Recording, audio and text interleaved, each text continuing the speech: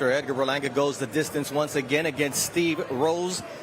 Edgar, what was the game plan coming in, and what game plan were you able to execute tonight?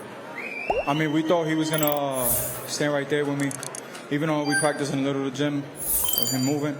But you could tell that he was fighting scared. You know, every time I go and I reach in or I throw some, he's like pulling back, running the whole fight. Some of what we talked about in the fighter meetings, what you had worked on was not only your conditioning, which showed through the 10 rounds, but not being heavy with your punches, not throwing every punch with power. Do you think you did that as this fight progressed, or were you just trying to get the knockout to kind of please the fans who came out to see something spectacular? Yeah, I was just like looking for the big shot. You know, my corner was telling me to use a jab. My elbow was bothering me a little bit. But, you know, I'm just happy we got the victory, and we're moving forward. You had the biceps injury in that left elbow. In the left hand, that left elbow. When did it start to hurt? What did you feel, and how much did it hinder you tonight? My elbow started hurting me like in the second round, but, you know, no excuses. You know, we got the bicep torn. My last fight, came back within 4 months and got to it. 16 rounds in your first 16 fights, all first-round knockouts. In the last 3 fights, you've gone 28 rounds. You've been through adversity. The first time you've been cut. What do you come away with in terms of being able to tough out a fight like tonight?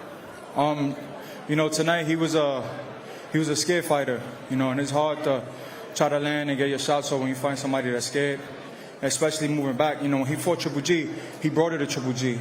You know, but with me, he tried to use that running tactic. It didn't work. Now, what do you need to improve on moving forward? What do you see yourself working on for the next camp and executing in the ring? Shit, I already know everybody's going to run now, you know. I looked at all his tapes, and he was a stagnant fighter. Don't move, stay right there. He fought one of the biggest punches in boxing and took it to him for 4 rounds. So, you know, now we just got to practice on fighters running, because that's all they're going to do.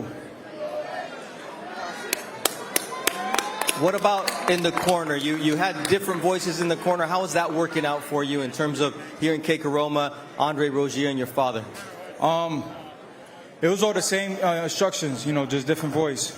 I've been like that for 13 weeks with them already, so I was used to it. What about the cut? Talk to me about, it was an early elbow. How much did that hinder you? Was it the vision? Was it the fact that he hit you with the elbow? What bothered you most? I started seeing blurry like in the 5th or 6th round. I don't know if it was because the blood was in my eye but my left eye, I started seeing blurry a little bit. What about the fans turning out to support you tonight? What did that feel like? Oh, amazing. I want to thank everybody that came out tonight. All my Puerto Rican fans. Everybody from Puerto Rico. Puerto Rico, te quiero mucho.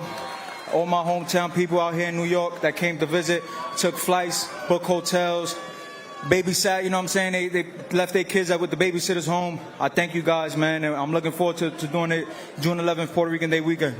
There you go. So June 11th, we hope to see Edgar Berlanga and Xander Zayas back in the ring. Joe, let's get it going here with the State of Boxing.